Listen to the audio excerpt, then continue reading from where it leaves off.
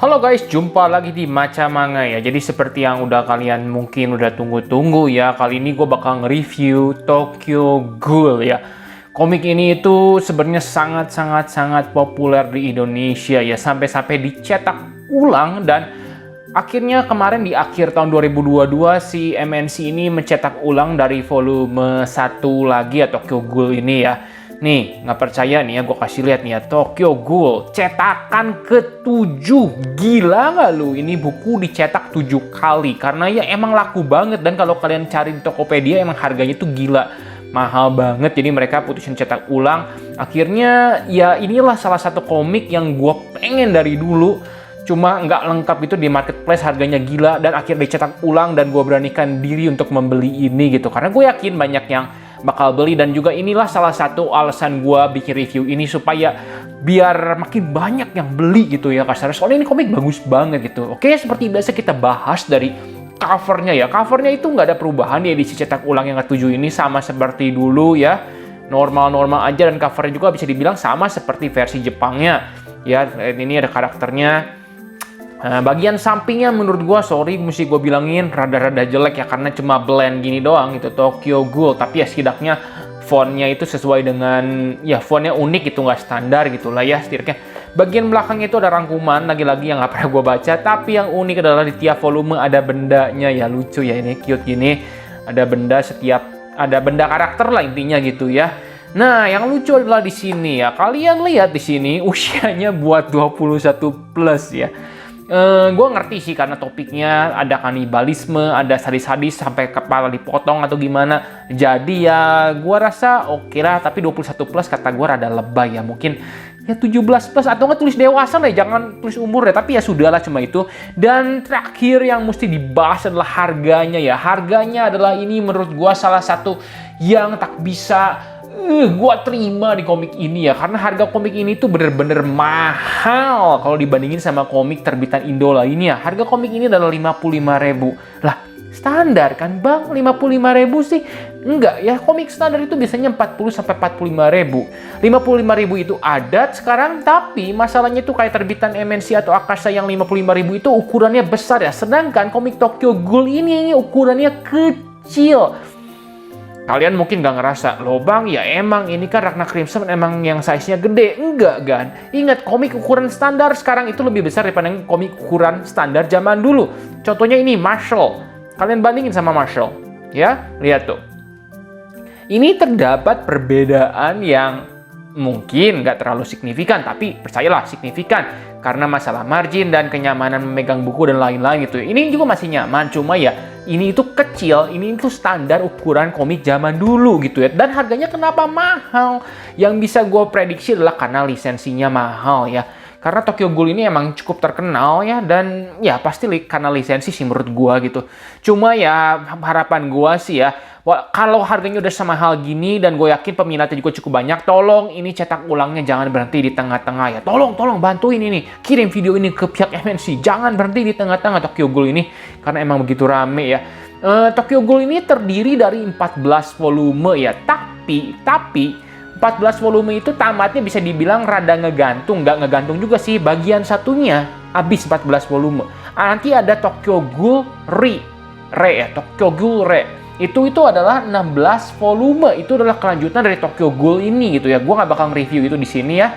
Karena Tokyo Ghoul Re itu juga terbit di Indonesia, dan yang anehnya Tokyo Ghoul Re itu ada yang tulisannya limited edition dan harganya 65.000 sebesar ini. Dan limited edition itu apa limitednya? Ketika gue lihat kayaknya nggak ada bedanya gitu ya. Maksud gue, cuma ya apa boleh buat, tetap lebih murah dibanding cetakan luar negeri ya. Gue beli gitu nantinya, dan itu bakal dibuat review terpisah gitu ya. Oke deh, itu mengenai harga dan cover ya, 14 volume. Jadi siapkan duit kalian. Sekarang kita bahas ke artwork ya. Kalau menurut gue itu artworknya oke, bagus ya. Tapi ya artwork itu bagus ya. Karakternya itu mempunyai ciri khas masing-masing gitu ya. Tuh karakternya gini, gambar-gambar karakternya bagus lah intinya, gambar-gambar karakternya. Tapi ada kekurangannya adalah adegan battle-nya ya. Karakternya itu bagus, punya ciri khas lah, nggak mirip-mirip kayak standar anime gitu. Cuma kalau adegan battle-nya gitu menurut gue sih terasa sangat singkat ya. Walaupun ya nggak jelek, tapi ya kalau kalian bandingin sama komik kayak One Punch Man, komik-komik Ragnar Crimson gitu ya, menurut gue adegan battle-nya ini kurang detail ya. Gitu menurut gue nih ya, adegan gambar. Cuma kalau gambar karakternya, overall background-nya gitu, semuanya itu bagus ya.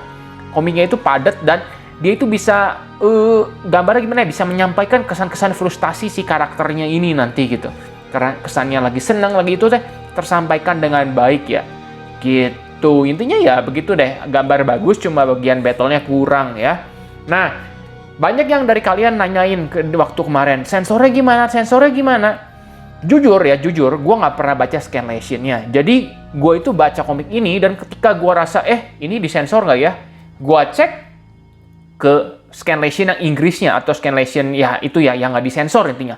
Dan ternyata nggak disensor gitu. Akhirnya gue sampai nge-google, dan emang di Google itu gue temuin ada gambar yang disensor gitu ya, bagian sensor Indonesia. Cuma itu bagian Tokyo Ghoul, dan gue rasa bagian yang disensor itu wajar ya, karena memang ya itu menggambarkan telanjang karakternya gitu.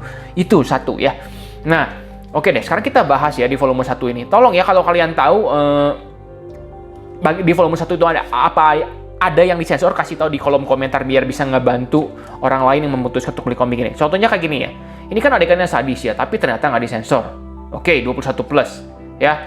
Nah, terus gue curiga juga, adegan ini kelihatan sorry buah dada wanitanya gitu, ada kayak gini, apakah ini disensor? Bawahnya gue kira ini.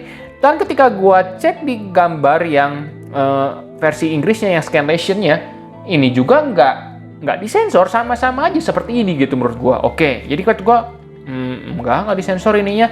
Dan ketika bagian adegan sadis kayak gini tuh, kepalanya dipotong, seret. Gue kira bakal disensor gimana? Enggak juga tuh, ada adegan kepala kepotong. Gitu ya. Jadi menurut gue sensornya, sorry ya, gue nggak tahu volume-volume selanjutnya. Lagi-lagi ya, sorry ya. Gue ini menilainya dari volume 1 dan volume 2. Sensornya itu nggak ada yang parah menurut gue di volume 1 ini. Dan ketika ini ceritanya gue kira, tuh, ya, ceritanya lagi di kamar ngapain nih? Lagi ya mendapatkan jackpot orang Nishio atau apa, lupa gue namanya. Nah ini, gue kira itu ini di cut. Tapi ternyata gue cek gambar scanlation, begini juga gambarnya gitu. Jadi menurut gue, volume 1 ini nggak ada yang gimana sensornya ya. Yang gue temuin itu adalah gambar ini ya. Halaman pertama ini, kenapa ini kayaknya blur banget. Soalnya kalau gue cek yang versi scanlation, gambarnya nggak seblur ini. Gue curiga, apakah ini disensor? Mungkin sadis, ada usus terburai. Enggak, tapi yang gambar English scanlation juga kayak gini gitu gambarnya. Jadi gue rasa ini nomor 1 ini nggak ada yang disensor gitu. Dan dari yang gue lihat dari internet, bagian tersebut disensor itu nggak masalah buat gue, karena komik ini bukan menekankan pada harem atau unsur-unsur romantis itu kayak gitu, cuma kayak selingan gitu. Gue nggak tertarik gitu. Maksudnya kalau kayak komik kayak, sorry gue sebut lagi kayak Higehiro gitu disensor gitu, itu mungkin bikin gue gregetan. Soalnya emang poin utama komik itu adalah menunjukkan hal-hal seperti itu gitu. Cuma kalau ini enggak. Terus gue kira ini juga, wah, apakah ini disensor ya? Ini kan sadis banget ya, dibacok kepalanya, copot. Ternyata enggak gitu, enggak. Jadi gue rasa gue nggak, lagi-lagi gue capinnya, gue nggak tahu ke depannya gimana. Cuma di volume 1 sama 2 ini sensornya menurut gue nggak mengganggu sama sekali, atau bahkan mungkin nggak ada sensor. Itu yang mesti gue sampaikan ya. Ingat ya, kalau nanti di depannya ada yang tahu, kalian kasih tahu aja di kolom komentar. Dan gue emang tahu karena gue udah pernah nonton animenya, nanti ada adegan kayak misalnya jari diputusin atau apa, mungkin itu disensor. Cuma rasanya kalau ini kepala dibeset gitu aja nggak disensor, kayaknya yang masalah waktu jari dipotongin satu-satu, kayaknya nggak disensor. Kayaknya ya, gue nggak tahu ya. Oke, sekarang kita bahas story-nya ya. Karena menurut gue story di Tokyo Ghoul ini adalah yang spesial, yang membuat komik ini sangat-sangat bagus. Jadi ceritanya itu di Tokyo Ghoul ini ya, di dunia Tokyo Ghoul ini, manusia itu, kan kalau di dunia kita tuh manusia itu adalah puncak dari rantai makanan ya, sama seperti Attack on Titan lah ini intinya. Cuma yang jadi musuh di sini adalah Ghoul, namanya Ghoul ya. Ghoul itu harus makan manusia buat bisa hidup. Nah, suatu saat si Kaneki ini, karakter utama ini namanya Kaneki, dia bertemu dengan seorang wanita, dia kencan, dan ternyata wanita tersebut adalah Ghoul ya. Wanita ini ternyata adalah Ghoul. Dan ketika si wanita ini mau membunuh si Kaneki, tiba-tiba dia ketiban sama ini palang pembangunan, jorok.